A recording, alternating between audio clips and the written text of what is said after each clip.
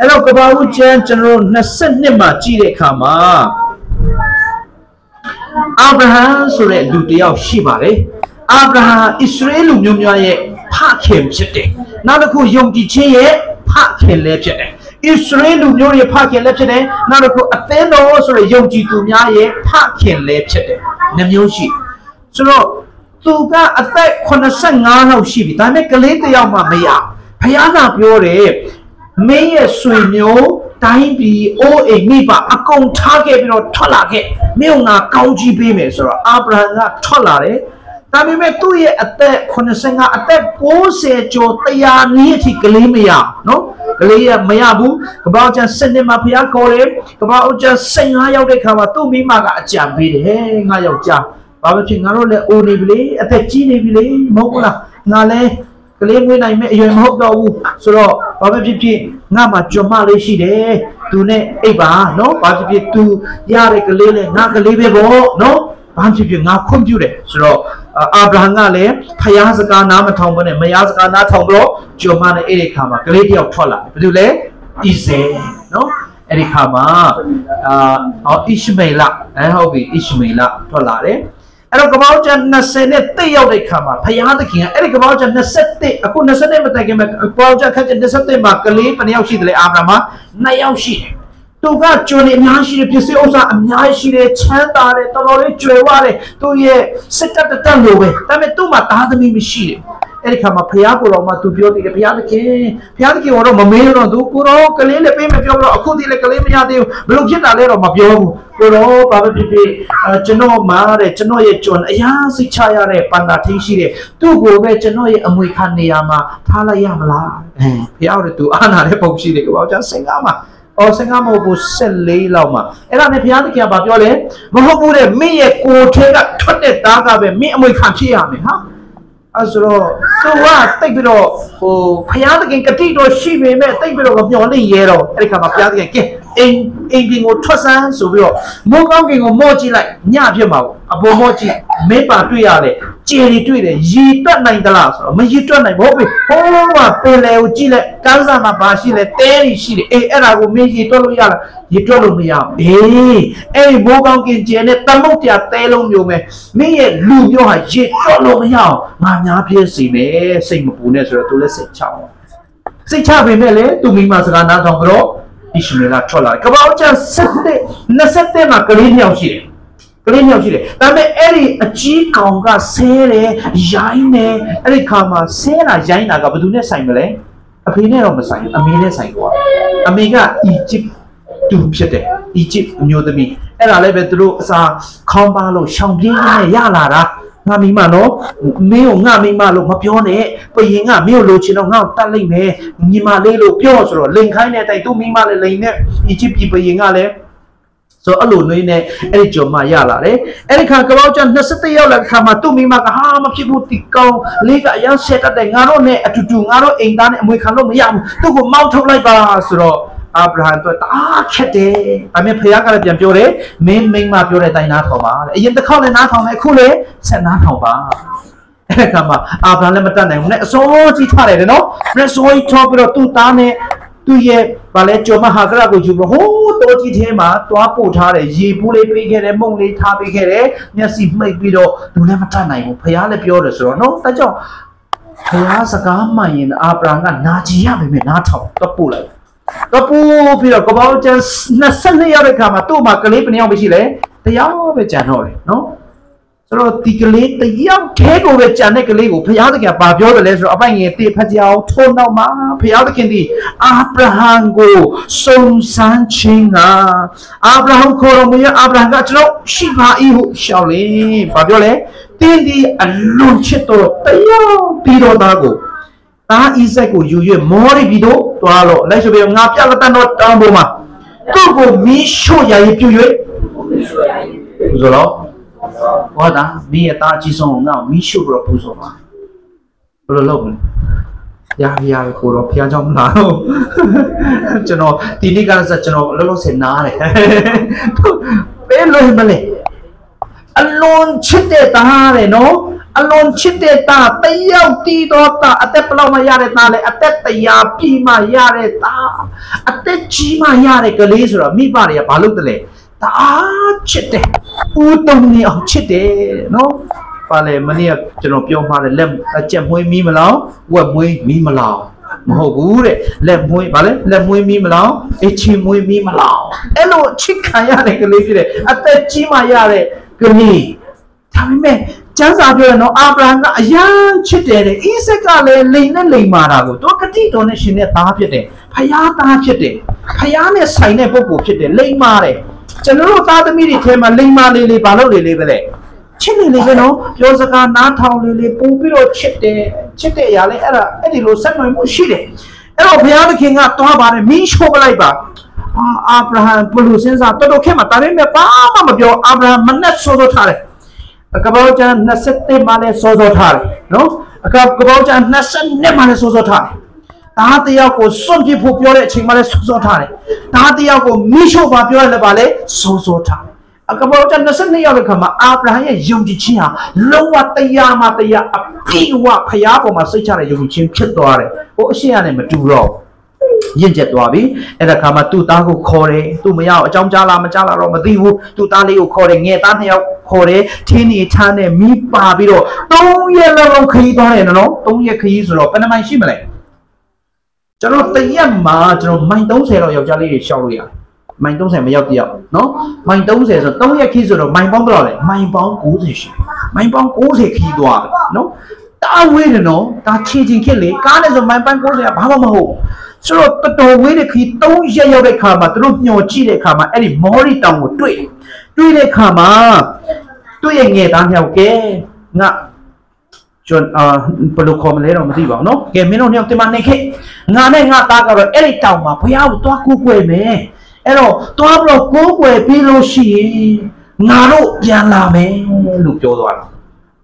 မြန်မာလူမှာတော့အဲ့လိုမရေးဘူးနော်ငါတို့ကိုးကွယ်မယ်ကိုးကွယ်ပြီးရင်ငါတို့ပြန်လာမယ်လို့မူရင်းကအဲ့ဒါလို့ဆိုလိုတာဖြစ်တယ်ကဲအဲ့ဒီခါမှာသူတို့2ယောက်တဲ့ပရမဘယ်နှယောက်လဲ9ယောက်တောင်ပေါ်တက်မယ်ဆိုတော့ဘယ်နှယောက်ဖြစ်သွားလဲ2ယောက်ထည့်ဖြစ်သွားတယ်ဖယားနဲ့2ဦးထဲချင်းဆိုတဲ့ကိစ္စမှာတခြားလို့မပါဘူး2ယောက်ထည့်တက်သွားရင်နဲ့ဒါအိဆက်ကမေးတယ်အဖေအေးငါသားပါလေအေးဖယားကအာဗြဟံလို့ခေါ်တဲ့ခံပါလေအဖေကအာဗြဟံကပါပဲလေကိုတော့ကျွန်တော်ရှိပါတယ်ဒါအလွန်ချစ်တဲ့ဒါအိဆက်ကအဖေလို့ခေါ်တဲ့ချိန်မှာလေဒါကျွန်တော်အဖေရှိပါတယ်နော်ဆိုတော့ဒါပြောတယ်အဖေတဲ့အားလုံးသင်လည်းပါတယ်အဖေနော်မီးလည်းပါတယ်သားလည်းပါတယ်ဆိုတော့ရစ်ပူစော်တဲ့ထုံးစံကဒါကကောင်းကောင်းသိပြီးသားအဖေလုံနေကြဆိုတော့ဒါကောင်းကောင်းရင်းနေပြီးသားဘယ်မှာလဲရစ်ကောင်အဖေအဲ့ဒီအချိန်မှာကျွန်တော်ဆိုဘာလုပ်မလဲထိုင်ငုံတော့မှာနော်ငါသားမတတ်နိုင်ဘူးဗျာနော်ရစ်ကောင်ကတော့ငါသားပဲလို့ကျွန်တော်ပြောပြီးတော့ငုံနိုင်တယ်ဒါပေမဲ့အဲ့လိုမခံနိုင်တဲ့အရွယ်မှာလည်းဖခင်ကမခိုင်းဘူးနော်မခံနိုင်တဲ့ယုံကြည်ခြင်းကိုဖခင်ကမပေးဘူးအဲ့တော့အာဗြဟံကပြန်ပြောပဲလိုက်ဆိုပေးပါကျွန်တော်တို့လိုက်ဆိုပေးပါဘယ်လိုပြောတယ်လဲဆိုတော့ငါကလိုက်ဆိုပေးပါငါကယေရှုစရာဖို့သောတငယ်ကိုဖယားသခင်သည်မိအဖို့ပြင်ဆင်တော်မူလိမ့်မည်ဟုဆိုလေ၏ဒါကတော့အိုးစရာကောင်းတယ်နော်ဒီခါလေးမှာကျွန်တော်တို့ဘက်တော်ကိုကြားပေမဲ့လေတကယ်လက်တွေ့ပြဿနာနဲ့ဘေးကျန်နံကြကြုံရတဲ့အခါမှာနှုတ်ကပတ်တော်မထွက်လာဘူးဂရိတော်တွေမထွက်လာဘူးဖယားတတ်နိုင်နေဆိုရရတယ်မထွက်လာဘူးနော်တိတာကတိတာတပိုင်းပဲလက်တွေ့ချီမလိုက်လာသေးဘူးဒါပေမဲ့ခုအာဗြဟံကတော့အတိမဟုတ်ဘူးလက်တွေ့မှလည်းပါဂရိတော်နဲ့တွားတယ်သူဘယ်လိုပြောတယ်လဲငါသားတဲ့ပူဇော်စရာရစ်ကောင်ဖယားတော့ဟာသူလှုပ်လိုက်မယ်တော့သူပြင်ဆင်လိုက်မယ်ပူမနေနဲ့ဆိုရင်နဲ့နော်ဒါဆိုအာဗြဟံကအဲ့ဒီစကားလုံးကိုပြောတဲ့အခါမှာညှိုးငယ်တဲ့မျက်နှာဖြစ်မလားဝမ်းမြောက်တဲ့မျက်နှာဖြစ်တယ်မလားဝမ်းမြောက်တဲ့မျက်နှာယုံကြည်မှုဖြစ်ရှိဖယားကိုလုံးဝစိတ်ချတယ်အရင်တော့စိတ်မချဘူးကလေးနှစ်ပေါင်း30လောက်ကလေးမရတဲ့ခါမှာတိတ်စိတ်မချဘူးဒါပေမဲ့အီးဆက်လက်တကယ်ရတဲ့ခါမှာ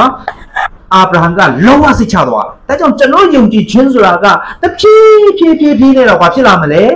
ရင့်ကျက်လာမယ်တ တိုးတက်လာမယ်ကြီးပွားလာမယ်စိတ်ချလာမယ်တခါတည်းပြောင်းလဲပြီးတော့ခရစ်တော်ကိုရတာနဲ့တခါတည်းမတိုးတက်သွားဘူးဖြည်းဖြည်းနဲ့အချိန်နဲ့များတိုးတက်လာတာဖြစ်တယ်အဲကြောင့်တခါတည်းမလောနဲ့ဟာသူတို့ကတော့ယုံနိုင်တယ်နော်သူတို့ကလုံနိုင်တယ်ဟာသူတို့ကတော့ဘာမှမရှိပြီမလုံနိုင်ဟာငါကြတော့ဘာလို့မလုံနိုင်လဲအရွယ်ရှိတယ်ဝိညာဉ်မှာအရွယ်ရှိတယ်ကလေးတွေလည်းသူ့အရွယ်နဲ့သူရှိတယ်လေနော်ဆိုတော့သူ့အရွယ်ကြီးလာလေလေတာမာလာလေလေကျွန်တော်ကိုအားကိုးလို့ရအဲ့ခါမှာသူတို့နှစ်ယောက်တောင်းတော့ရောက်သွားပြီရောက်သွားတဲ့အခါမှာ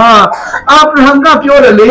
ငါသားမစိုးရင်လည်းရစ်ကောင်ဘုရားပြင်ဆင်မယ်လို့ပြောတယ်ဒါပေမဲ့အခုတော့ကြောက်ခဲတွေနဲ့ရစ်ပလင်ကြည်ပြီးမှနောက်ဆုံးရစ်ပူဇော်ဖို့ဘယ်တော့ချီတယ်လဲကျိုးတယ်ငါသားလာပါဦးငါသားရစ်ပလင်ပေါ်မှာဒီမှာလဲနေဟုတ်ကဲ့ပြီးငါသားဘာမှမစိုးရင်လည်းနော်ဟာကျိုးနဲ့ချီတယ်နော်ကျိုးနဲ့ချီတယ်တကူလုံးချီတယ်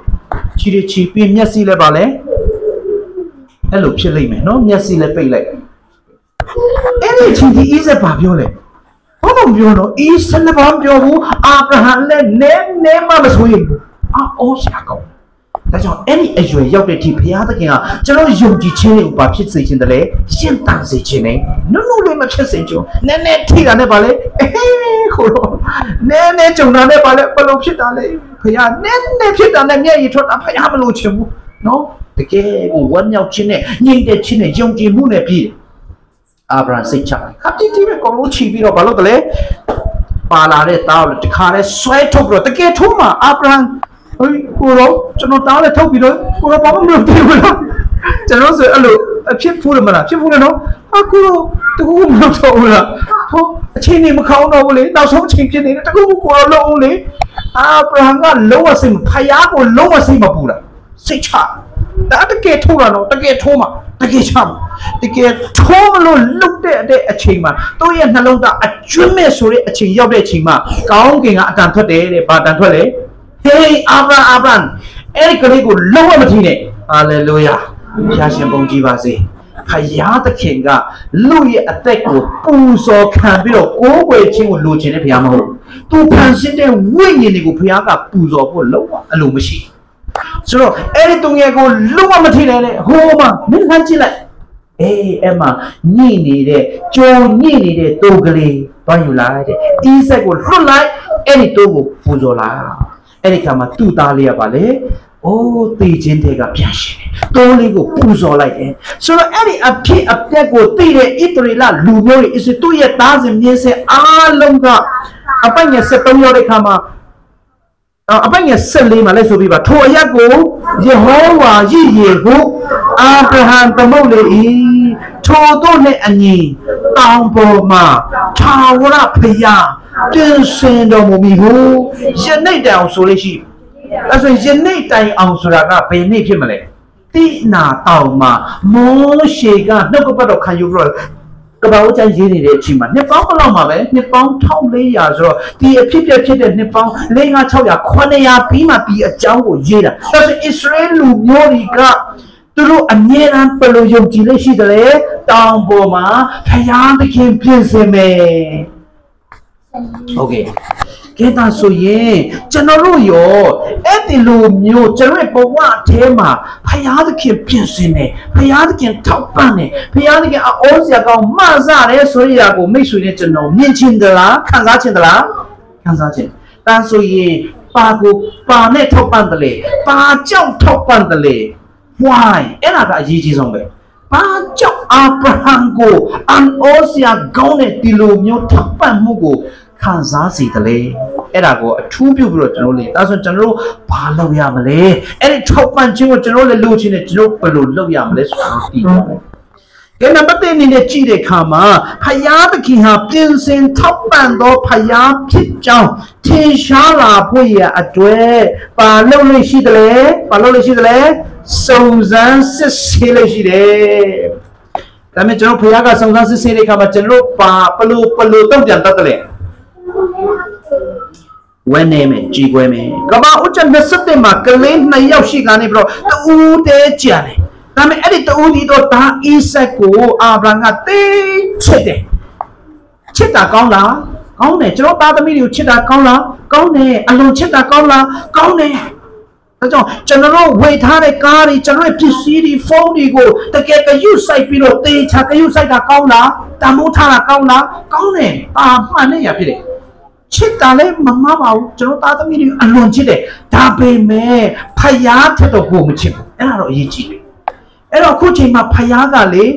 အာဗြဟံကသူ့သားကိုအယမ်းချစ်မှန်းသိတယ်အဲ့ဆိုငါ့ကိုပိုချစ်သလားငါ့ကိုပိုနာခံသလားဘာလို့လဲအိဆက်ကိုသူ့ကိုပေးတာဖြစ်တယ်ဆိုအဲ့ဒါကိုအာဗြဟံရဲ့နှလုံးသားကိုဖယားကသိချင်တယ်ဒါကြောင့်စံတယုံတက်တဲ့စုံစမ်းယုံတက်တဲ့ဖယားသခင်ကအာဗြဟံရှိမှသားအိဆက်ကိုတောင်းတာဖြစ်ပါတယ်တကယ်မလုပ်ပါဘူးဘုရားရှင်ဘုန်းကြီးပါစေဒါကြောင့်ဖိလိပ္ပုကိုလည်းအရင်ဘက်ကလည်းဖိလိပ္ပုဒီမှာလူကျွန်တော်တရားဟောပရိသတ်တွေလူ9000ရှိတယ်မင်းဘာကြွေးရမလဲဖိလိပ္ပုကဘာလုပ်ကြလဲခါရကနန်းတော့ဆက်တော့မရှိပါဘူးနော်သူလည်းတရုတ်တင်ချတွနီးပညာရထားလားမသိဘူးခါရတော့လိုက်တယ်ဟာကိုတော့တင်နာလေးအပြား200ဆွန်းနဲ့မလောက်ဘူးတဲ့ညာနေတော့သူလူ9000တော့နော်ချွညီညာချစ်ထွက်လိုက်ပြီအာတင်နာလေးအပြား200နဲ့မလောက်ဘူးတော်တော်ကုန်ကြများမှာနော်အဲ့ဒါနဲ့အန်ဒရီနဲ့ကြားတဲ့ခါမှာသူကတော့ဟိုကောင်ကတွတ်နေတဲ့အချိန်မှာသူကတော့တခါလေးပြေးသွားတာနေမှာဟောလိုက်ရှာတဲ့ကောင်လေးအထမင်းထုတ်ပါလေပေါ့ကောင်လေးရှာတော့ဟာကလေးလေးတယောက်တွေ့ပြီအဲ့လိုဖြစ်လိမ့်မယ်နော်တခါလေးတန်းတွေ့တာလည်းဖြစ်မှာပေါ့ပေနာမှာသူပေးနေဟာကျွန်တော်ထဲမှာကလေးတယောက်တော့ရှိတယ်မုံကားလေးနဲ့ငါးနဲ့ကောင်တော့ပါတယ်ကိုတော့တီလောက်လေးကဘာလို့ထားမလဲကိုတော့ယေရှုပြောတယ်အေးအဲ့ဒါယူခဲဒါခင်ဘုံကြည့်ပါစေနေလို့နေဘုဘကလည်းပါလေအကုန်ကြများလို့နဲ့ဒါနဲ့တခင်ကတော့ပါလေပိုးရှံဆိုတာထောက်ဖတ်နေဘုရားရှင်ပုံကြည့်ပါစေအခုလေအာဗြဟံကိုဖယားကမင်းသားကိုမင်းရှို့ပြီးတပ်ပြီးငါပူဇော်စားဟာဖယားကတော့ရက်စက်တော့လူတွေကိုတပ်ပြီးပူဇော်ရဲဆိုတာကနတ်ဖယားတွေပဲပူဇော်တာကိုကလည်းအဲ့လိုလုပ်မလို့မမေးဘူးမေးခွန်းမရှိဘူးဒါကြောင့်ဘုရားသခင်တခါတလေမှာကျွန်တော်တို့ကိုဘုရားကထောက်ပံ့နေမဆနိုင်နေဆိုတာကိုထင်ရှားလာဖွင့်တော့ဘာလို့တတ်တယ်လဲစုံစမ်းတတ်တယ်စစ်ဆေးတတ်တယ်တကယ်ဖယားယုံသလားစိတ်ချသလားသူ့ကိုတကယ်ချစ်သလားသူ့ကိုတကယ်နာခံမလားဆိုတာကိုစမ်းတတ်တာတခုပါနော်သူ့ကိုတော့ဘယ်သူကပဲပြင်ဆင်တယ်လေဖယားပဲပြင်ဆင်ကဲနောက်နေ့ဖယားသခင်ပြင်ဆင်ထောက်ပံ့တဲ့ဖယားဖြစ်တယ်ဆိုတာထင်ရှားလာဖွင့်ရအတွက်နံပါတ်2ကတော့ပါလေပြည့်ဝသောနာခံခြင်းကိုဘုရားသခင်တောင်းဆိုတာဖြစ်ပါတယ်ကပ္ပကျမ်း22မှာကြည့်တဲ့အခါမှာအာဗြဟံရဲ့နာခံမှုကဘယ်လိုမျိုးလဲနံပါတ်1အလွန်ချစ်သောသားကိုယူသွားရမယ်နံပါတ်2အလွန်ဝေးသောခရီးကိုနှင်ရမယ်နော်ဆိုတော့တော်ခက်တယ်ဒါပေမဲ့အပိုင်ငယ်3မှာရောက်တဲ့ခါမှာအာဗြဟံကနှေးတိနှေးတုံနဲ့မတော်ချင်းနော်ဣဘေနော်မိမကိုဟိုစာပေါ့ပြောရအောင်မယ်ဟာဒီဟာအစမပြေဆိုတော့စင်ချီပေးတာမဟုတ်ပဲနဲ့ပိုင်းရတော့မှာအာဗြဟံဒီလက်ဆိုပြပါနန်းနတ်စိုးထား၍မိကိုကောင်းလေးတင်ပြီးလေမိတာဤစနဲ့ငယ်သားများကိုခေါ်၍မိရှုစရာထင်းကိုခွဲပြီးမှဘုရားသခင်မိန့်တော်မူသောအရာတို့ထသွားလေကျွန်တော်ဆိုဒီလိုလုပ်မယ်ကျွန်တော်ဆိုရင်အာဗြဟံဒီနာနဲ့ဆိုထား၍ဒီအထိအစင်ပြေတယ်နော်မိကိုကောင်းကြီးတင်ပြီးလေโอเคရတယ်နော်မိတာဤဆက်မပါပဲငယ်သားများကိုခေါ်၍ယေရှုစရာထင်းကိုခွဲပြီးမှဘုရားသခင်မိန့်တော်မူသောအရာတို့ထသွားလေဟိုတောင်ပေါ်ရောက်မှဗာပြောမလဲကိုတော့မိတ်သွားတယ်ဒါဤဆက်မပါလာဘူးကျွန်တော်လုံးထိုင်နေဒါပေမဲ့အာဗြဟံကလုံးဝတခုမှတန်တရားမရှိဘူးနေမဲမှာစင်ကြင်မဲ့နေမဲမှာမတွန့်စောဘူးဒါကြောင့်လိုလာနဲ့တကယ့်ကိုဝီလင်းလီပေါ့နော်တကယ့်ဆန္ဒပြေဝစွာထသွားတာဖြစ်တယ်အဲ့ဒါမျိုးဖျားကြိုက်ကဲအပိုင်ငယ်9ရောက်တဲ့ခါမှာအာဗြဟံရဲ့နာခံမှုကိုဆက်ကြအောင်ကဲပရမကတော့ရစ်ပူဇော်ဖို့သွားတယ်ဒါဤဆက်ခေါ်လာတယ်โอเคခေါ်တော့ကဲတောင်ပေါ်ရောက်သွားပြီတောင်ပေါ်ရောက်သွားတဲ့ခါမှာလဲအာဗြဟံနာခံလားနာခံတယ်အပိုင်ငယ်9မှာထိုတို့2ယောက်အတူသွား၍ဘုရားသခင်မိန့်တော်မူသောအရာတို့ရောက်တော့ခါအာဗြဟံသည်လက်ဆွေရောက်ရစ်ပလင်ကိုတီးထင်းကိုခင်းပြီးတယ်ဒါဤဆက်ကိုချီနှောင်၍ရစ်ပလင်၌ထင်းပေါ်မှာတင်ထားကဲမိပါတယ်မြေရောက်ကြည့်လိုက်ကိုသမီးကိုသားကိုရစ်ပလင်ထင်းပေါ်မှာတင်ထားပြီ ဘလို့ရင်နာမလဲဒါမဲ့အာဗြဟံရင်မနာအာဗြဟံဖယားသခင်ဟာမဖြစ်နိုင်တာကိုဖြစ်စေတယ်ဖယားသခင်မလုပ်တာနိုင်တာဘာမှမရှိဘူးဖယားငါ့ကိုခိုင်းတယ်ဖယားကမှငါ့ကိုခိုင်းမှာတော့ငါအကုန်လုပ်မယ်ဖယားကငါယုံတယ်ဖယားခင်ဘုန်းကြီးပါစေအပြည့်ဝနာခံတယ်နော်မနေ့စောစောထွက်လာတယ်တာအင်းဆက်မမိတ်ခဲ့ဘူးတောင်ပေါ်မှာရောက်လဲသူ့တာအင်းဆက်ကိုကျိုးနဲ့ချီတယ်ထဲပေါ်မှာသင်းတယ်ဒါကြောင့်အာဗြဟံရဲ့တကယ့်ကိုနာခံခြင်းဟာဒီနေရာမှာအင်မတန်မှပြည့်ဝတဲ့နာခံခြင်းဖြစ်တယ်။ကပ္ပဦးကျမ်းအခန်းကြီး7မှာအာဗြဟံနာခံသလား။ဘုရားခင်ပြောတယ်ထွက်လာခဲ့အပြည့်ဝနာခံလား။နာမခံဘူးသူ့အဖေပါလာတယ်။သူ့တူလေးနှစ်ယောက်ပါလာတယ်။ဘုရားကအဲ့ဒါနေမခေါ်လာခိုင်းဘူး။ဒါပေမဲ့ကပ္ပဦးကျမ်းအခန်းကြီး7အဆုံးမှာသူ့အဖေတည်သွားတယ်လေ။သူ့အဖေတည်သွားတော့ဆက်ခီးလာတယ်။ Okay ကပ္ပဦးကျမ်းအခန်းကြီးကျွန်တော်7မှာရောက်တဲ့ခါမှာသူထွက်လာပြီ။ဒါပေမဲ့အစာခေါင်းပါတဲ့ခါမှာဖတ်သူ့ကိုခေါ်တော့ဖယားရဲ့ဂတိတော်ပေါ်မှာရက်တီရမယ့်အစားသူဘာလုပ်တယ်လဲအခြေအနေပေါ်မှာရက်တီပြီးတော့ဘာလုပ်တယ်လဲအဲ့လိုဒီမှာထွက်ပြေးတယ်လေနော်ထွက်ပြေးတယ်တော့မိမအောင်မှာဟဲ့ငါမိမလို့မပြောနဲ့မင်းကတိတ်ချောတာအမလေးငါအတွက်အန်တီရရှိတယ်ငါညီမလို့ပြောဟိုရောက်တော့ဗာလေတကယ်လည်းပြီးငါသဘောကျသွားတယ်အမလေးစာရာအသက်80ဝန်းကျင်60ထားလိုက်တော့10နှစ်กว่าလည်းထားလိုက်မဟုတ်လေ20กว่าလည်းထားအသက်50ချောသေးတယ်နော်တော်တော်ချော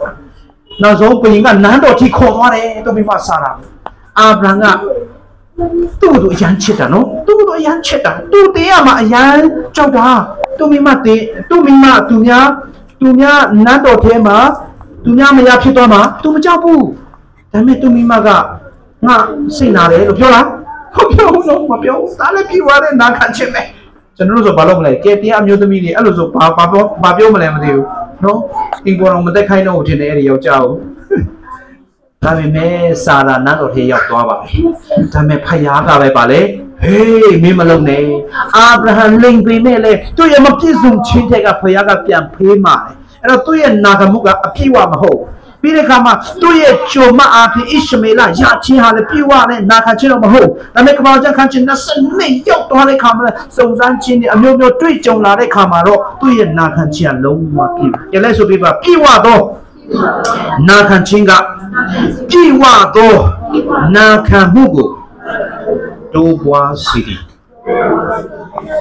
ဣဇက်ကအာဗြဟံကသူ့ကိုပူဇော်တဲ့အချိန်မှာအသက်ဘယ်လောက်ရှိမြင့်ထင်တယ်လဲအသက်ဘယ်လောက်ရှိမြင့်ထင်လဲဣဇက်ကိုရည်ညွှန်းတဲ့အတုံးအနှုံးအရာကြည့်တဲ့အခါမှာအသက်20ဝန်းကျင်29နှစ်အောက်ဖြစ်တယ်အသက်20ဝန်းကျင်18 19လည်းဖြစ်နိုင်တယ်ကဲအဲ့လို18 19 20အသက်ဝန်းကျင်လူငယ်တယောက်ကအဲ့ဒီလူမျိုးချုံနှုံခြင်းနဲ့ရစ်ပူဇော်ရမယ့်ကိစ္စကိုပါတခေါမဟာပဲနဲ့နာခံဖို့ဆိုတာကမလွယ်ဘူးဘာလို့ဆိုတော့အဲ့ဒီအရွယ်ဆိုတာကဘာလဲကျွဲတကောင်လိုပဲမဟုတ်ရင်စိတ်ထီးတကောင်လိုပဲဘာလဲထိမ့်သိမ့်ရခက်တယ်အားရှိတယ်တာမာတယ်လှုပ်ချင်တယ်သွားမယ်ဆိုသွားမယ်ပဲလာမယ်ဆိုလာမယ်ပဲဘယ်သူမှလာမသားနဲ့ဖေလည်းမသားနဲ့အမေလည်းမသားအဲ့ဒီလိုမျိုးတကယ်ကိုအားလည်းကောင်းတယ်စိတ်လည်းမာတဲ့ရွယ်ဖြစ်တယ်ဒါနဲ့ဣဇက်ကတကယ်ကိုစိတ်မာတဲ့လူငယ်အရွယ်ဖြစ်ပေမဲ့သူ့ဖေကကျိုးနဲ့ချီပြီးရစ်ပူဇော်ပွဲလုပ်တဲ့ခါမှာဣဇက်ပါတခွာမှမပြောခဲ့ဘူးဣဇက်ကတရားမှာတရားအပြည့်ဝနာခံတယ်ဘာကြောင့်ဖြစ်မလို့ထင်လဲအကြောင်းရင်းကဘယ်သူကြောင့်ဖြစ်မလဲဣဇက်ကစကားတခွန်းမှမပြောဘဲနဲ့အပြည့်ဝနာခံတာဘာကြောင့်ဖြစ်မလို့ထင်တယ်လဲသူအဖေရဲ့ဝိညာဉ်ရေးရာပြည့်ဝတဲ့နာခံခြင်းဟာဣဇက်ထဲမှာရောက်သွားတယ်ဟာလေလုယာအဲ့တော့အင်တာဗျူးမဲ့လူငယ်တွေဒီနေရာမှာလှုပ်ဝက်ချက်တစ်ခုပြောပြခေါ်ပါတော့ကိုတော့ပြောပြပြီးသားဖြစ်တယ်အာဗြဟံကိုဖယားကအသက်85နှစ်မှာခေါ်တယ်နော်လူမျိုးကြီးဖြစ်စေမယ်ဒါပေမဲ့ဖယားကလေးပေးလားမပေးဘူးစိတ်မပူနဲ့ဖယားကပဲဒေါမနောက်မကြဘူးသင်မဲလိုနေတာမထားမနော်ဖယားပဲတော့မနောက်မကြဘူးသင်မဲလိုအပ်မှုရှိတာဖြစ်တယ်ဖယားက85နှစ်မတိုင်ခင်လည်းပေးလို့ရတယ်85နှစ်ကဘယ်လောက်မှရလဲအသက်100ဆိုဘယ်နှစ်ကြာလဲအသက်100မှဆိုတော့25နှစ်ကြာတယ်25နှစ်ဆိုတာကနည်းနေမဟုတ်ဘူးဖယားကတခါတည်းထွက်လာတဲ့ခါတည်းတန်ပေးလို့ရတယ်ဒါဆိုဖယားကအာဗြဟံနဲ့ဣဇက်ကိုကတိတော်ထားပြီး25နှစ်အထိဘာလို့သားသမီးမပေးတာလဲကဲ solution ကဘာဖြစ်မလဲ အာဗြဟံနဲ့ဣဇက်တို့ဤယုံကြည်ခြင်းသည်လုံးလုံးလျားလျားအနန္တယုံကြည်ခြင်းမဟုတ်သေးသောကြောင့်သူတို့နှစ်ယောက်ပြည့်ဝတဲ့ရင့်ကျက်မှုမရှိသေးလို့ဝိညာဉ်မှာဝိညာဉ်တော်နဲ့ပြည့်ဝပြီးတော့ရင့်ကျက်တဲ့တာမရောက်သေးလို့ဘုရားမပေးသေးတာတော့ဒီမှာရှိနေတဲ့သားသမီးမွေးတဲ့သူတွေပြောပြမယ်နော်ယောဟန်ကလည်းသူ့အဖေနဲ့မွေးတယ်ပိုက်ထဲကလေးကဘာနဲ့ပြည့်ဝတယ်လို့ပြောတယ်တန်ရှင်တော်ဝိညာဉ်နဲ့ပြည့်ဝတယ်မာရိကအသက်ဘယ်လောက်ရှိမလဲသခင်ခရစ်တော်ကိုဝင်လွယ်ထားရတဲ့ခါမှာ30အောက်ပဲ30အောက်ပဲဒါကြောင့်မိန်းကလေးတွေယောက်ျားလေးအိမ်ထောင်ပြုတ်မယ်ဆိုရင်20အောက်ဘာမှမပြုတ်နဲ့20အထက်23 25အထက်မှာပြုတ်အဲ့ဒါအကောင်းဆုံးတော့ချိန်ဖြစ်20အောက်ပြုတ်တဲ့မြတ်ဟာရာခိုင်နှုန်းဝဲဖို့ရာခိုင်နှုန်းလုံးဝများတယ်ဒါအသေးချပဲ20အထက်မှာစဉ်းစားပါယောက်ျားလေးကအစောဆုံး26 29ဆိုရင်အကောင်းဆုံးချိန်ဖြစ်တယ်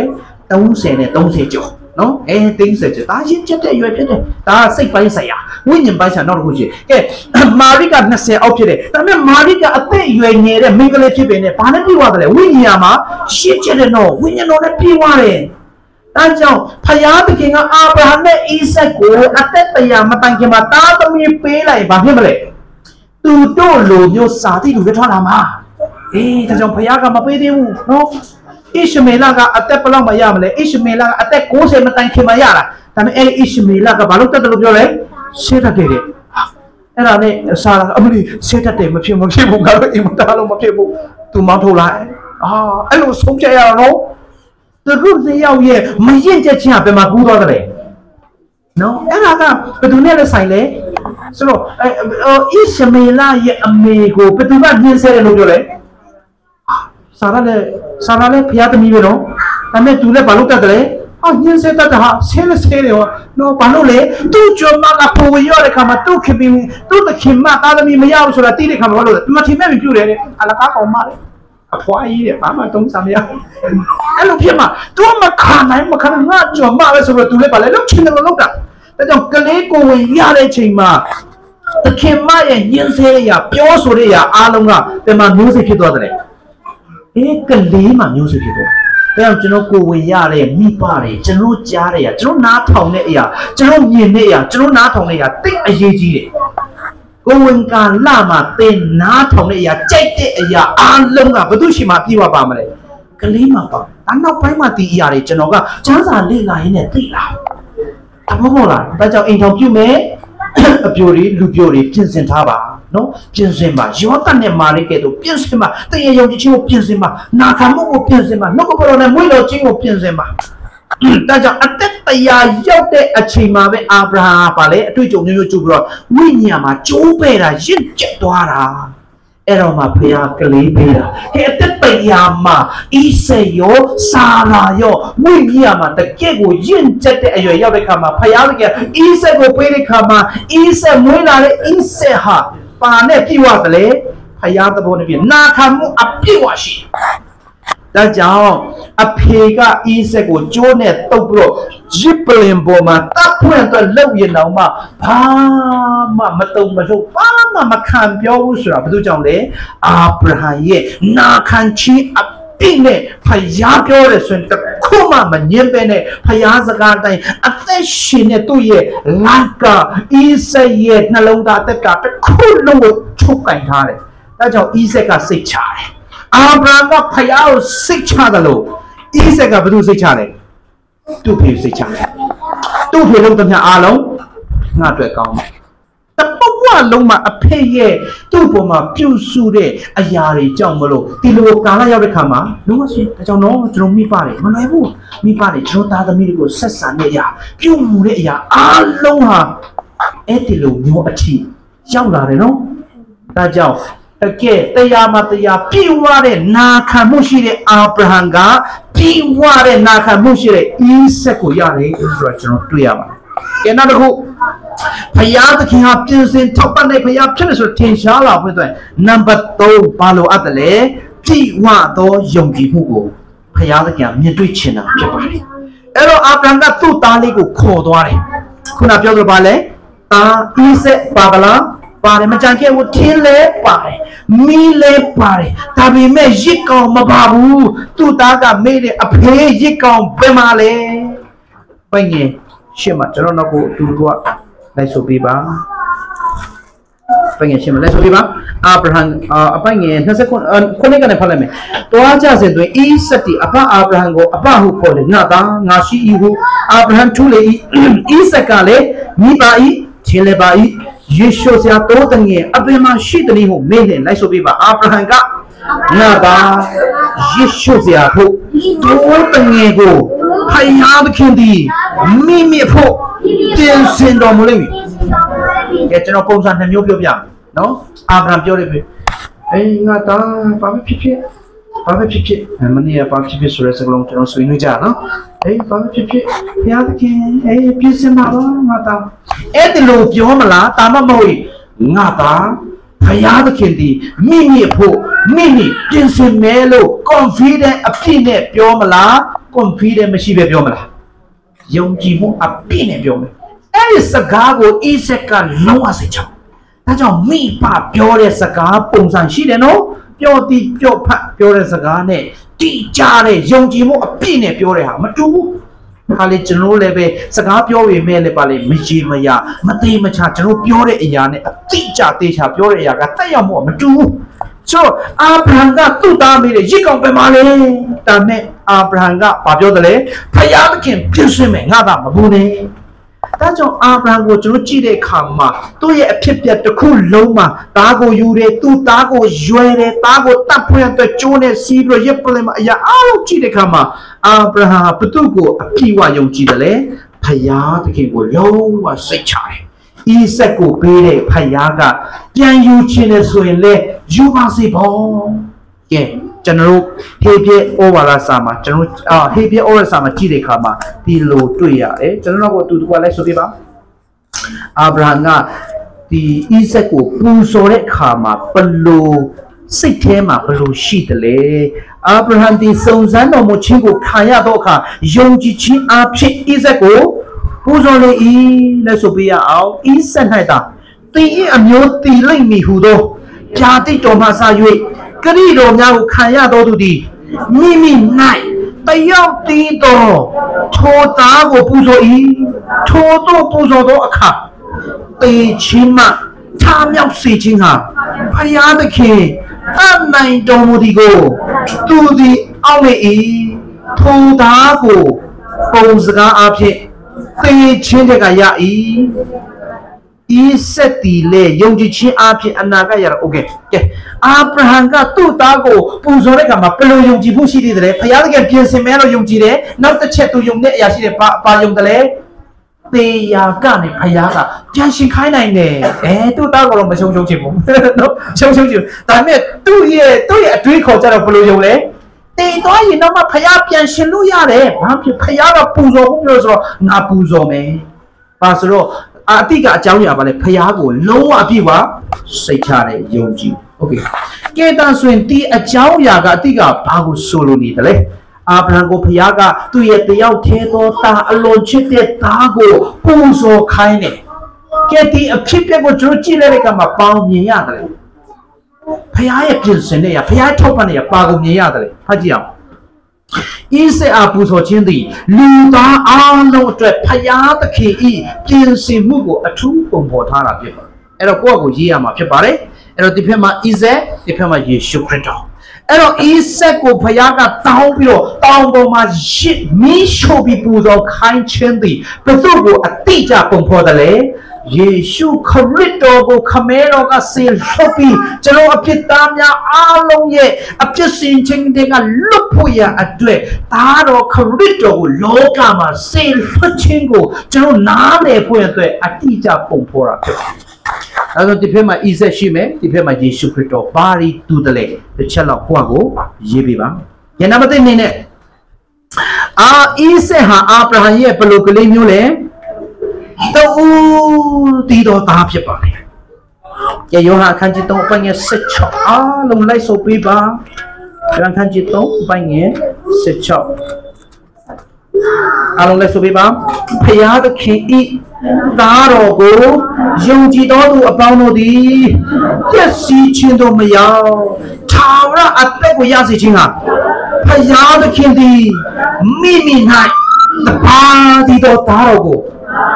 顺着目的在哦，罗基达罗古，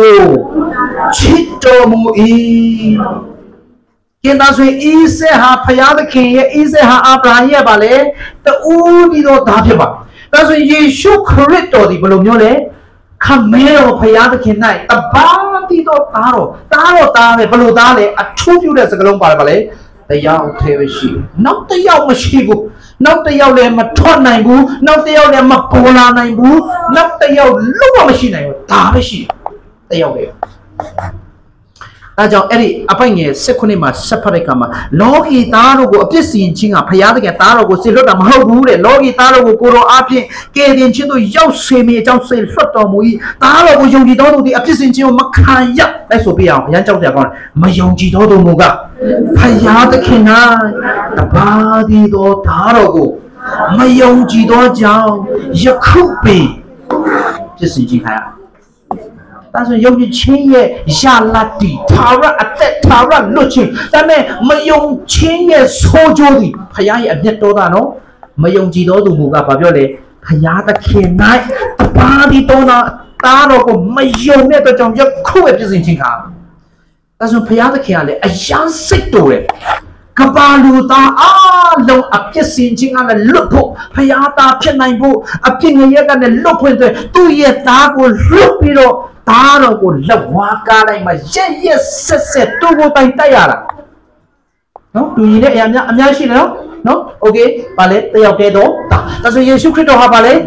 ba di do ta တော့ Yesu ကသူ့ကိုသူပြောတယ်တဲ့ကြောင့်ဘာပြောလဲ Yesu ကငါသည်လန်ခရီအဲ့ဒါကိုနည်းနည်းအင်္ဂလိပ်လိုအပြည့်အဝပြန်လိုက်မယ်ငါဒီပါလဲခဏခဏပြောမှာငါဒီတခုတည်တော့လန်ခရီဖြစ်တယ်ငါဒီတခုတည်တော့တမန်တော်ဖြစ်တယ်ငါလည်းတခုတည်တော့ပါလေအသက်ဖြစ်တယ်လို့ပြောတာဖြစ်တခြားတယောက်မရှိဘူးဘုရားသခင်နောက်တယောက်ဆွလို့လည်းမရဘူးရှိလည်းမရှိတော့အနည်းနဲ့ပဲတလားတကြောင့်ဘုရားသခင်လူသားရဲ့ဖြစ်စဉ်ချင်းကလွတ်ဖွင့်တဲ့တခုတည်တော်နီလာမရှိတဲ့အရာကိုလွတ်ပေးရဲ့သားနဲ့မယုံကြည်တဲ့အရာပေါ်မှာတော့ဘုရားသခင်ကအယံစိတ်ဆိုးတယ်ထာဝရအဖြစ်အမျက်ထွက်တယ်အဲကြောင့်မိတ်ဆွေဟာဘုရားရဲ့အဲ့ဒီအမျက်တော်တာကနေလွတ်တော့ဘုရားပြင်ဆင်တဲ့တခုတည်တော်သားတော်ကိုမိတ်ဆွေယုံနိုင်ခြင်းဒီကဘာပေါ်မှာအမျက်ဆုံးပညာအရှိဆုံးတန်ဖိုးအရှိဆုံးပုဂ္ဂိုလ်ဖြစ်တယ်ဘုရားရှင်ဘုန်းကြီးပါစေကျွန်တော်ညာရှိလို့မဟုတ်ဘူးပညာရှိတဲ့သူတွေယေရှုကိုမယုံနိုင်ပါဘူးတထဲတကြွယ်တွေယေရှုကိုမလိုဘူးတဲ့တနည်းကြတွေ့မှာတကယ်ဝမ်းနေကြတောင်ကျွန်တော်ကဘယ်မှာပဲတွားတထဲပဲတွေ့တကြွယ်ပဲတွေ့ဆင်းရဲသားပဲတွေ့အရာတနာတယ်ဘာလို့လဲခရစ်တော်ကိုမသိရင်ခရစ်တော်ကိုမရရင်တထဲပဲဖြစ်ဆင်းရဲသားပဲအကုန်လုံးကတနာကြဘာလို့လဲမနဲ့ဖြတ်သိရင်ထာဝရဘုရားရဲ့အမျက်တော်သားအောက်မှာသူတို့ရှိကောင်းသူတို့ကိုဘုရားအမျက်တော်သားကလွတ်ဖို့တခုပြီးတော့နီလာနဲ့ရှိတယ်ဘာလို့လဲယေရှုကိုယုံပါခရစ်တော်ကိုလက်ခံပါဒီနီလန်းကလွယ်တခြားဘာမှမရှိဘူးဘယ်လောက်ကောင်းအောင်မရကဲနံပါတ်1ဒါဆိုပြပြောမယ်တူဒီတော့တာဟုတ်လားတူဒီတော့တပါးဒီတော့တာဒါဆိုအိဆက်ကိုဘယ်သူကတတ်လဲအဖေကတတ်တာဘုရားကဘယ်လိုလက်ခံလိုက်တယ်လဲတေဘီလို့လက်ခံတတ်တယ်လို့လက်ခံတယ်ဟုတ်တယ်နော်ဒါဆိုအဖေကတားတတ်ရတယ်ဒါဆိုယေရှုကိုဘယ်သူတတ်လဲယေရှုကိုအဖေကတတ်တာပါ yes ကျွန်တော်ဟေရှာယ53မှာဖတ်လိုက်ယေရှုကယောမစစ်သားတက်လို့တေတာမဟုတ်ဘူးယောမစစ်သားတွေညှင်းဆဲလို့တေတော့ငါလုံးဝမဟုတ်ဘူးလူတက်လို့တေတဲ့ဖယားဆိုရင်တော့ဘာမှကိုယ်ကိုယ်စရာအကြောင်းမရှိလူတက်လို့တေတာလေဒါဆိုကျွန်တော်ချင်းချင်းလက်တက်လို့ရတာပဲဒါဆို तू ကလူပဲပေါ့ဖယားမဟုတ်ဘူးယေရှုကမဟုတ်ဘူးငါဟာဖယားသားတော့ငါဟာဖယားဖြစ်တယ်လို့ပြောတယ်ဒါဆိုသူ့ရဲ့ပြောခြင်းဒီကားတိုင်းမှာပဲဖြစ်ထွက်တယ်ယေရှုဟာဘသူကတတ်တာလဲ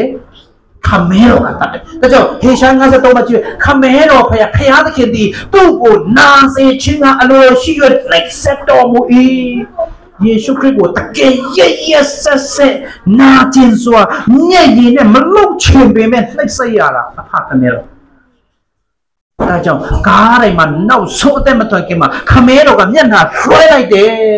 မကြည့်ဘာလို့လဲရက်ဆက်တယ်လေသူ့သားကိုတီလို့ရက်ဆက်စွာနဲ့ကိုယ်တိုင်လောက်ရတယ်ဘာလို့လဲကျွန်တော်တို့ကယေရှုအထဲမှာရှိတယ်အပြစ်သားကခရစ်တော်အထဲမှာရှိနေလိုက်ဆိုပြပါဘုရားသခင်ဒီခတ်သိမ်းတော့ ngà tôi ở trên nhà cô tôi ở bên ngoài tên ông mũi cho nó ấp tít đi alo Giêsu cáo cô mà dắt qua này khả mà ấp phê ra tôi ta cô về dân dân dân dân nít xe ta là Giêsu Christ cô tại nhà lại về tôi vẫn khả này ấp chết ta đi rồi cho nó toa mà này cho nó tì khả mà này ta cháu khả mẹ đó cô đồ tại nhàแต่พอที่ตัวตาเราก็อัตติทัชชีอัพพิธีอาเราก็ลุ้นในเพื่อนตัวเอ็ดลูเยซูอยู่แล้วเจ้าเจ้จะเรานับตะครัวเราปาตูตีตะเลสุเย่อีเสหาเปตองอีเสกาจะเราญี่ปุ่นสอบเพื่อนอัตเตโลอัตเตทิ้งกูประตูกูตั้งเตะอะไรเลยอีเสกกูตั้งเตะอะไรอภิเดียวจีบีเราเย็นน้ำอะไรบ่เนาะแต่ส่วนคุณเลยเนี่ยอับเจตารีอาลงไงก็ลุกผู้อับเจสินจิงอันลุกผู้อับเจเยจอมบัวกันเนี่ยลุกผู้ช่องมาชี้ยาผู้พยาตาพิผู้นายงานโนตาพิผู้อย่างตัวยิสุคริสโตก็อับเจตยายขาดตีชิงกูไปเลยครับว่าประตูกูใจก็การอะไรกูทันเลยยิสุคริสก็ตูกูใจอับเจตีเนี่ยทันนะบอกกูการอะไรกูตูกูใจทันไอ้สุดที่บอกงานนักกูงานน่ะสิกันรู้ตัวรู้เช่นนี้ในใจงานเราตัวอะไรอ่ะพี่ในใจมิมิแต่ว่าการอะไรกูมิมิทายอ่ะพี่เยซูก็จะรู้ตัวการแต่งทำไปหรอกการในคิดของตัวแกตลอดเยซูก็ตัวนั่งเลยแต่ยังจิตวิอาเราก็ปาทันสิเช่นเลยการแต่งทันสิเช่นเลยการแต่งทันเนี่ยอัตตากูเป็นรู้เช่นแกน่ารู้กันหรือเปล่าเลยส่วนอีเสอาจารย์ประตูเตียอะไรตัวกลีเตียอีเสเตียแม่เนี่ยมาตัวกลีก็อาจารย์ทุนเลยเด็กมาอีเสหาล้มยองตัวส่วนเอ็ดลูเบพยาตะเคียตัวตั้งเงี้ยรู้จันสักกับโยนเนาะโยฮันก็จิตเตปัญญาทัศน์โกมาปฏิสังขารเปรย์โยฮันก็แบบโยเลสุยาเอาอีโลกายอภิโกสาวตัวก็พยาตะกี้ตัวนึงเองแต่ส่วนเยซูคริสต์ปฏิสังขารในอัจฉริยะโยฮันก็อีโลกายอภิโกสาวตัวลูกอยู่แต่ส่วนตะกี้เยซูคริสต์อัตย์ขันจินดีบาลูกอะไรจันทรุตโลกาเราเนี่ยอภิธีลูกก็ยูสาวตัวจิมเสด็จแต่เจ้าตู้ก็ว่าเลยตัวตั้งเงี้ยลูกเตียนสารพิเดไอ้เราอีเสมาเตะตัวชิลิป้าเจ้าเลยตัวก็เลยจับพิเดแต่เจ้าเตะฮะแต่แกเราเตะฮะดูเลยเตะอีเสพิเดฉันก็อีเสพิเดเตะมาก็ฉันรู้พิเดแต่เมื่อฉันรู้เตะเลยอ้าวจู่แต่เจ้าฉันรู้เตะแม่เนี่ยมาอีเสเตะแม่เนี่ยมาตัวเตะเลยตัวเจ้าอีเสก็แบบพิตัวเลยอีเสก็อัตย์ฉันตายาวตัวเลยเข้าใจเนาะแต่แกรู้แต่ตีโตเลยแต่ไม่ใช่แค่อีเสกตีอ่ะแต่แกรู้แต่คริสต์ตัวแต่จะรู้แต่ตีมันขามูตีจริงอะไรมันทำเนี่ยแค่ผู้ช่วยจะรู้หาตีอ่ะมันรู้เป็นสิ่งจริงขาแต่เจ้าနောက်တစ်ခုတော့อีเสกကိုအာမောရီတောင်ပေါ်မှာအသေးပူဇော်ခွင့်တော့ဘုရားသခင်ခေါ်တယ်အဲ့တော့ယေရှုခရစ်တော်အသေးခံတဲ့နေရာကတော့ကရာနီတောင်ကုန်းမှာဖြစ်ပါအဲ့ဒီနှစ်ခုစလုံးဟာမောရီတောင်ရဲ့အစိတ်အပိုင်းဖြစ်ပါတယ်နော်အဲ့တော့อีเสกကိုတေချင်းကနဲ့ထားမြောက်စေနိုင်တယ်လို့အာဗြဟံယုံတယ်လို့ပဲယေရှုခရစ်တော်ဟာတေချင်းကနဲ့အောင်မြင်ခြင်းအပြင်တေနဲ့ကျွန်တော်ကိုကယ်တင်ကြောင်းထင်ရှားစေခဲ့ပါအဲ့တော့อีเสกကိုရွေးဖို့ရအတွက်ဘုရားသခင်ကပါအောင်ပြင်ဆင်တယ်လေတိုးကလေးကိုပြင်ဆင်တယ်အဲ့တော့ကျွန်တော်အဖြစ်သားတွေအားလုံးကိုရွေးဝယ်ဖို့ရအတွက်ဘုရားသခင်ကပါအောင်ပြင်ဆင်တယ်လေသားတော်ယေရှုခရစ်တော်ကိုကျွန်တော်တို့ပြင်ဆင်ပေးပါတယ်อีเสกဟာမိမိကိုอีเสกဟာမိမိကိုကယ်တင်လို့မရအောင်မကယ်နိုင်ဘူးဘုရားသခင်ရဲ့ပြင်ဆင်ခြင်းအားဖြင့်ပဲကယ်တင်ခံရတယ်လို့တင်နဲ့ကျွန်ုပ်လည်းပဲမိမိရဲ့ကောင်းမှုကိုတို့မိမိရဲ့အလှူငွေမိမိရဲ့အကောင်းသောအကျင့်အားဖြင့်လုံးဝကယ်တင်ခြင်းမရောက်နိုင်ဘူးဘာအားဖြင့်မရောက်နိုင်တယ်လဲသခင်ယေရှုခရစ်တော်ရဲ့အသေးခံခြင်းနဲ့ပူဇော်ခြင်းအားဖြင့်မကယ်တင်ခြင်းရောက်နိုင်အားလုံးလည်းဆိုပေးရအောင်ယုံကြည်သောအဖြစ်ကျေးဇူးတော်ကြောင့်ကယ်တင်ခြင်းတို့ရောက်ရ၏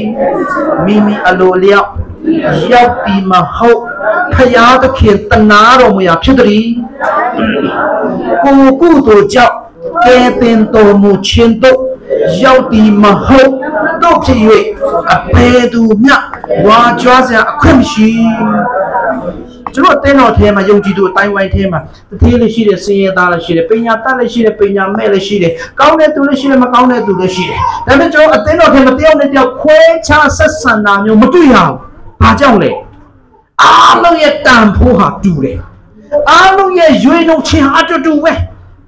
ဒါကြောင့်သူဟာသူရှိတာမရှိတာတာတကန္နာဒါမဲ့ကျွန်တော်ခွဲခြားပြီးမဆက်ဆံဘူးဘာကြောင့်လဲဆိုတော့သူကယ်တင်ချင်းရောက်တာဟာကိုယ့်တို့ကြောင့်မဟုတ်ဘူးကျွန်တော်ကယ်တင်ချင်းရောက်တာဟာကိုယ့်တို့ကြောင့်မဟုတ်ဘူးဖခင်ရဲ့တနာချင်းအောက်ထဲမှာအားလုံးတူညီစွာဖခင်ရဲ့ကျေးဇူးပြုခြင်းခံစားတယ်အားလုံးကအတူတူပဲဖြစ်တယ်ဘယ်သူမှမတာဘူးဘယ်သူမှပို့ပြီးတော့မကောင်းဘူးအားလုံးဟာမကောင်းသောသူတွေအားလုံးဟာဖခင်ယဉ်ညူခြင်းခံစားဒါကြောင့်ကိုယ့်တို့ကိုယ့်ကောင်းမှုနဲ့လုံးဝကယ်တင်ခြင်းမရောက်ဘူးတဲ့ဘာဖြစ်လဲကျေးဇူးတော်အားဖြင့်ဘုရားသခင်တနာခြင်းအားဖြင့်ဒါကြောင့်ဣဆက်လည်းပဲသူ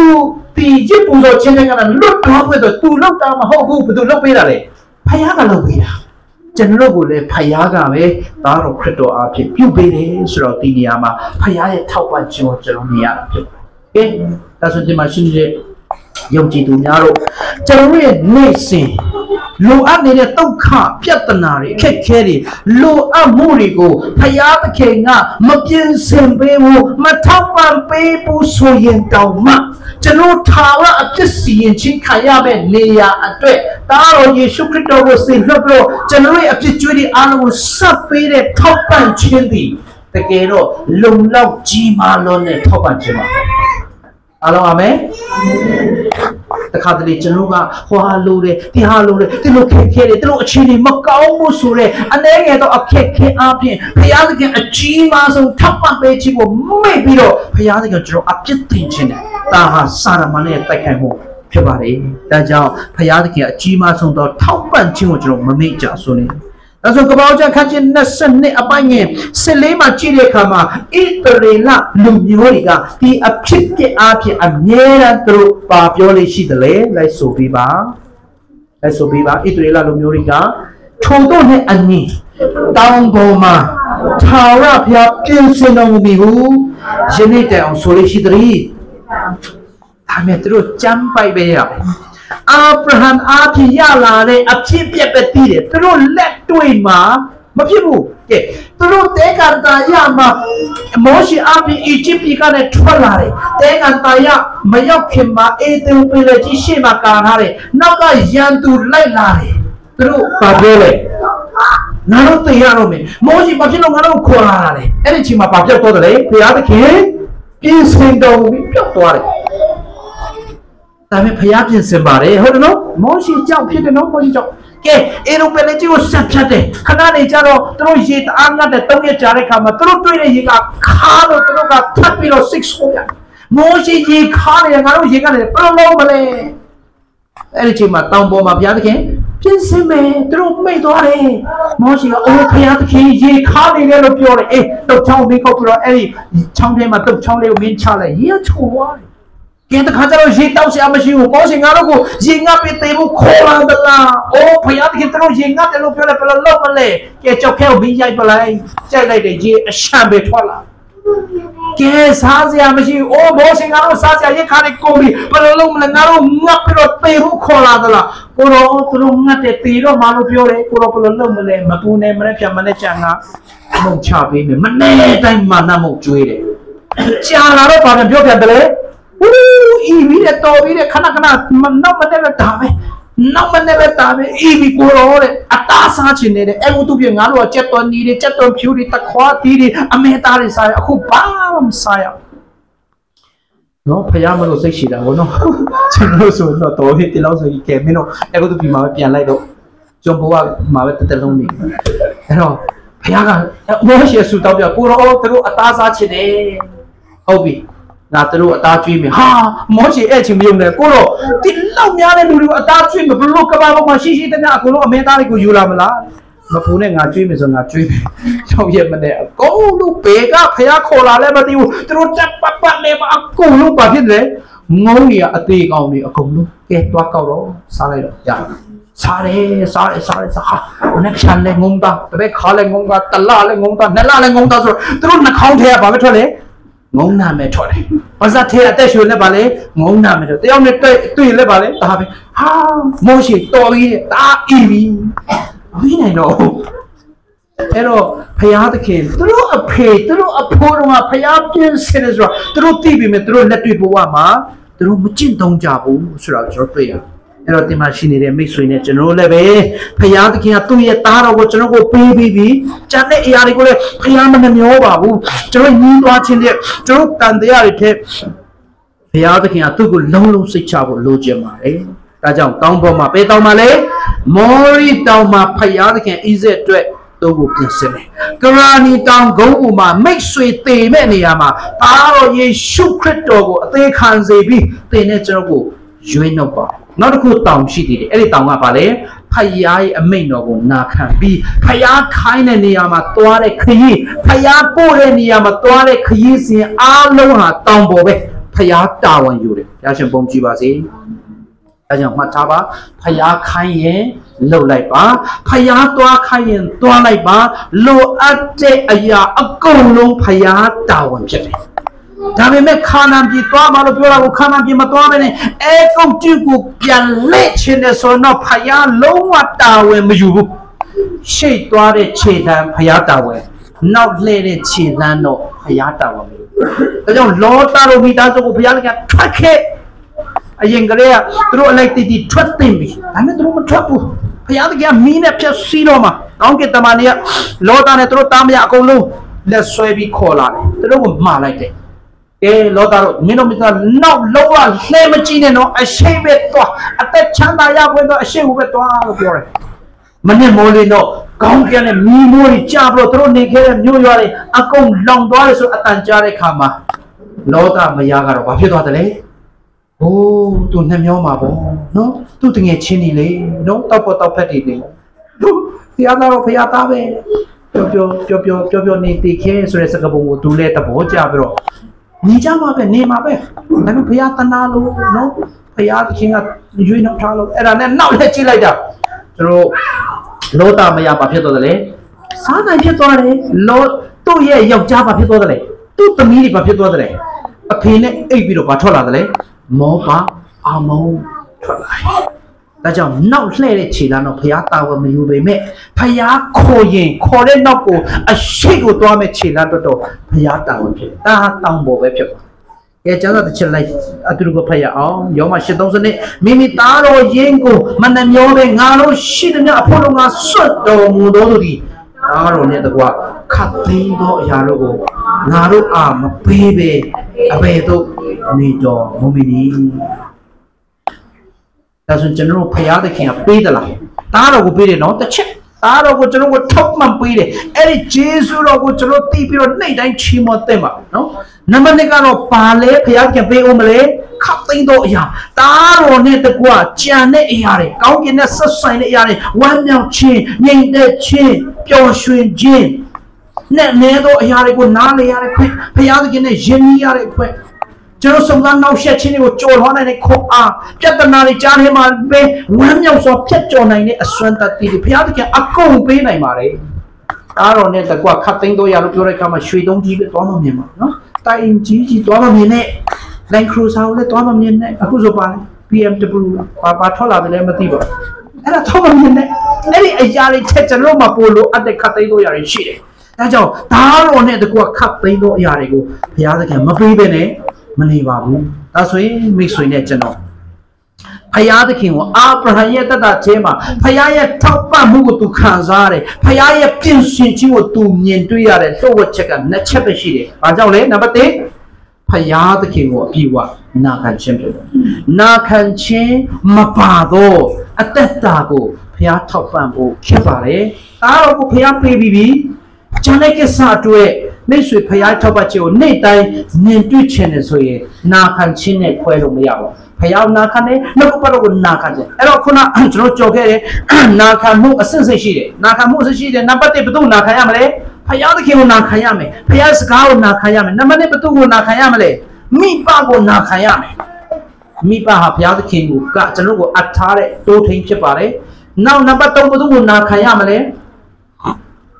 အစိုးရအုပ်ချုပ်တဲ့သူနာခံရမယ်နံပါတ်4ဘယ်သူနာခံရမလဲဆရာဒါဆိုဖယားမိဘအစိုးရဆရာလားဆရာလို့ပြောတာကျောင်းကဆရာရှိမယ်အသင်တော့မရှိတဲ့သင်အုပ်ကြီးရှိမယ် အဲ့တော့မြင်ရတဲ့လူရဲ့ဥဆောင်မှုကိုနာမခံဘဲနဲ့ဖယားကိုနာခံတယ်ဆိုတာကမဖြစ်နိုင်ပါဘူးနော်အဲ့တော့မြင်ရတဲ့လူဟာဖယားအလိုတော်ပါလဲဆိုတာကိုမိတ်ဆွေသိချင်ရင်ကျွန်တော်မြင်ရတဲ့ကျွန်တော်ကိုဥဆောင်သောကောင်းဆောင်များရဲ့ဥဆောင်မှုနောက်ပဲလိုက်ပါဒါကြောင့်ကောင်းဆောင်မှုနောက်ကိုလိုက်ခြင်းနဲ့ဖယားအလိုတော်ကသိခွဲခြားဖို့မလိုအပ်ဘူးဒါကြောင့်ကျွန်တော်တို့နာခံတော်သူဖြစ်ပါဒါကြောင့်ဖတ်ထားပါနော်ယောဒတ်တို့ဒီမှာရှင်နေတဲ့ကလေးလူငယ်တွေအားလုံးကိုသင်ပေးပါသူတို့ဟာအိမ်မှာနာခံခြင်းကို training ပေးရယောဒတ်တို့ကောင်းဆောင်ဖြစ်တယ်ဆိုတာပါလေနာခံမှုပြေဝရှိတယ်ယောရှုကငယ်ငယ်နဲ့မောရှေနေရာမှာယာထုစိုက်ခံပြီးတော့ကောင်းဆောင်ဖြစ်တယ်ဆိုတာဘာဖြစ်လို့လဲနဲ့40လုံးနာခံလာခဲ့နာခံမှုယေရှုဟောနာခံလာဣဇက်ကအဖေကကျိုးနဲ့ချီပြီးတော့တားနဲ့ထိုးမဲ့ချိန်မှာတခွဲမှမပြောကြလို့ယေရှုခရစ်တော်ကလည်းကျွန်တော်လူသားတွေအတွက်နာကျင်မှုခံရတဲ့အခါပါတခွဲမှမပြောဘူးတိုးကလေးလိုပဲဒါကြောင့်ယေရှုခရစ်တော်ဟာလည်းနားထောင်တော်ဖြစ်တဲ့နာခံတော်သူဖြစ်တဲ့ခမဲတော်စကားအပြည့်အဝနားထောင်ဒါကြောင့်အမျက်ဆုံးသောအရာကိုဘုရားခင်ပေးတယ်ဒါကြောင့်မိတ်ဆွေအိမ်မှာရှိနေတဲ့သားသမီးတွေမိမိအိမ်မှာနာခံတော်သူတွေနားထောင်တော်သူများဖြစ်အောင်အရေးကြီးပါတယ်နားထောင်တော်သူနာခံတော်သူများဟာကောင်းဆောင်ဖြစ်ဖို့လုံးဝသေချာတယ်ဒါကြောင့်ဘုရားသခင်ရဲ့ထောက်ပံ့မှုဟာလည်းနာခံခြင်းနဲ့ကျွန်တော်ခွဲလို့မရပါဘူးနာခံတတ်တော်သူတွေအတွက်ဘုရားသခင်ရဲ့လမ်းစာရှိပါတယ်နောက်တစ်ခုကတော့ဘာလို့တလဲဘုရားသခင်ကိုအပြည့်အဝယုံကြည်စိတ်ချပြီးတော့အနံပါအဲ့တော့ယုံကြည်ခြင်းနဲ့နာခံမှုဟာလည်းခွဲလို့မရပါဘူးဒါကြောင့်ဘုရားသခင်ထောက်ပံ့ခြင်းမာစာခြင်းကိုသင်တကယ်မြင်ချင်ပါတယ်လေနော်သင်အတွက်ဘုရားသခင်ကသင်ရဲ့အိမ်ထောင်ဖက်အကောင်းဆုံးသောသူဘုရားပြင်ဆင်ပြီးသားပါဘုရားပြင်ဆင်ပြီးသားသင်အတွက်လိုအပ်တဲ့နေစရာအိမ်ဘုရားပြင်ဆင်ပြီးသားဖြစ်ပါတယ်သင်အနာဂတ်အတွက်မင်းပါလို့ရမလဲဆိုတာဖယားသိပြီးသားပြင်ဆင်ပြီးသားဖြစ်တယ်။ဒါပေမဲ့တစ်ခုပဲရှိတယ်ကျွန်တော်မသိတာပဲရှိတယ်။မသိပေမဲ့ဖယားပဲနာခံပါ။ဖယားအလိုတော်ကိုပဲဆောင်ပါ။ဖယားနောက်ပဲလိုက်ပါ။ဖယားမျက်နာပဲရှာပါ။ဖယားသခင်တဲ့အတွက်ပြင်ဆင်နေရဘာလဲဆိုရမကြခင်ကြုံညစ်နေတဲ့တိုးမြင်ရလိမ့်မယ်။ဒါချက်ပုံကြည့်ပါစေ။အဲ့တော့ကြုံညစ်နေတဲ့တိုးရှိပါတယ်နော်ဖယားသခင်ကတင်နဲ့ကျွန်တော်တို့အမြဲတမ်းကျင့်စဉ်ပြီးသားဖြစ်ပါတယ်အဲ့တော့အဲ့ဒီအောင်မြင်တွေ့ဖို့နံပါတ်1အပြည့်အဝနာခံပါကိုယ်အလိုမလိုက်ပါနဲ့ကိုယ်ဆန္ဒနဲ့မတော်ပါနဲ့ကိုယ်တဘိုးနဲ့မဆုံးဖြတ်ပါနဲ့ဖယားရဲ့အလိုတော်ဟာငါပေါ်ဝဖြစ်တယ်ဖယားစကားဟာလွယ်ပြည့်စုံခက်တယ်ပြည့်စုံကျွန်တော်လုံမဲဆိုတဲ့ပြေဝတဲ့နာခံမှုလိုအပ်ပါတယ်ကျွန်တော်မကြခင်ကလောက်ချန်ခံရလေချာလီခပ်ရဲ့အမျိုးသမီးပြန်ပြောချင်တယ်သူအောက်မိတ်ဘွယ်မှာပဲသူမိန့်ခွန်းပြောတဲ့ခါမှာကျမအမျိုးသားကိုလောက်ချန်တဲ့ကောင်းလေးကိုကျမဘာလုပ်ပါလဲလေကျမခွင့်လွတ်ပါတယ်ကဘာကြီးကိုတုံလှုပ်စေတဲ့စကားတစ်ခုပဲဘာကြောင့်လဲဆိုတော့ကျမရဲ့သခင်ကားတိုင်းပေါ်မှာသူအဲ့လိုပြောခဲ့တယ်ကျမအမျိုးသားကလည်းအဲ့လိုပဲလုပ်လိုက်တယ်ဒါကြောင့်ကျမအမျိုးသားကိုလှုပ်ချန်တဲ့ကောင်လေးကိုခွင့်လွတ်ပါတယ်ကြီးမားတဲ့နှုတ်ထားမှုဖြစ်တယ်။အော်ရှင်။ဒါဆိုခွင့်လွတ်တယ်ဆိုတာကခက်တလားလွယ်တလား။တော့ခက်တယ်မလွယ်ဘူး။ခွင့်လွတ်တယ်လို့ပြောလိုက်တာနဲ့ခါရဲမျက်နှာတည်းဝက်ပါဖို့ပြုံးရွှင်လာသလားမဟုတ်ဘူး။ခွင့်လွတ်တယ်လို့ပြောလိုက်တာနဲ့ဘာထွက်လာလဲ။မျက်ရည်တွေပေါပေါထွက်။အရန်ခက်တယ်နော်။ခက်တယ်။ဒါကြောင့်မှတ်ထားနော်။ဖယားအလိုတော်ဖယားစကားကိုနာခံဖို့ဆိုတာကမိတ်ဆွေတမင်တကာရအောင်ရွေးချယ်ခြင်းမှတပါတခြားမရှိဘူးရွေးချယ်ရ it is a choice လေရွေးကိုရွေးရအာဗြဟံလက်ကြည့်လေသူ့ရဲ့သားအကြီးဣရှမေလမောင်းထုတ်လိုက်လို့ပြောတဲ့ခါမှာအာဗြဟံအယံခက်တယ်ဒါနဲ့ဘာလို့လဲ yes ပါမယ်ကဲမင်းရဲ့သားအယံချစ်တဲ့သားငါ့ကိုမိရှိုးပြီးပူဇော်လိုက် yesဘာလို့လဲတာဖယားစကားလေဖယားစကားကိုနာခံခြင်းရဲ့နောက်ွယ်မှာမိတ်ဆွေဘယ်တော့မှမကုံမဆုံးနိုင်တဲ့ဝမ်းမြောက်ခြင်းရှိတယ်နေတဲ့ချင်းရှိတယ်ပျော်ရွှင်စရာရှိတယ်ဒါပေမဲ့ဖယားစကားကိုဆန့်ကျင်ခြင်းရဲ့နောက်ွယ်မှာဘယ်တော့မှဘယ်လိုခေါ်မလဲဘယ်တော့မှစိတ်မချမ်းသာစရာရှိတယ် ကြောင့်မိတ်ဆွေဖယားကိုတကယ်ယုံတယ်ငါဖယားအသက်ရှင်တယ်ငါဖယားတကယ်တတ်နိုင်တယ်ငါဖယားငါအတွက်အကောင်းဆုံးပေးတယ်ငါဖယားကအိဆက်လိုပဲအာဗြဟံလိုပဲအကောင်းဆုံးတော့ရတကယ်ပေးတယ်ဆိုတာကိုကျမ်းစာမှာရေးထားတဲ့ရကိုမိတ်ဆွေတကယ်ယုံရင်တကယ်ရွေးလိုက်ပါမိတ်ဆွေရဲ့ဘဝပြောင်းပြန်ဖြစ်သွားဒါရင်ပုံကြည့်ပါလေဖယားသူ့စကားသူတာဝန်ယူတယ်မဟုတ်ဘူးနဲ့တခါတလေမှာကျွန်တော်ဖယားစကားကိုရွေးဖို့ဆုံးဖြတ်တဲ့ခါမှာခက်တယ်နော်ညင်ကြတဲ့အချိန်ရှိမယ်ရှုံရတဲ့အချိန်ရှိမယ်မျက်နှာအရှက်ကွဲရတဲ့အချိန်ရှိမယ်ဒါမှမဟုတ်နဲ့အဲ့ဒီຢာအားလုံးရဲ့အဆမြောက်များစွာဘုရားပြပေးတယ်ဖိတ်ဆွေဘုရားစကားကိုရွေးချယ်တဲ့ခါတလေအသေးကွဲရင်ကွဲရတယ်အကွဲခံလိုက်ကွဲတဲ့နောက်မှာအရာသာရှိတဲ့နှစ်သိမ့်မှုနဲ့ကောင်းခြင်းမင်္ဂလာဟာလေလုယာ။ဒါကပုံကြည့်ပါစေ။အရောက်စီတိုင်းဖျားခင်ထောက်ပံ့ကြောင်းမြင်တွေ့ကြပါစေ။ခဏလေး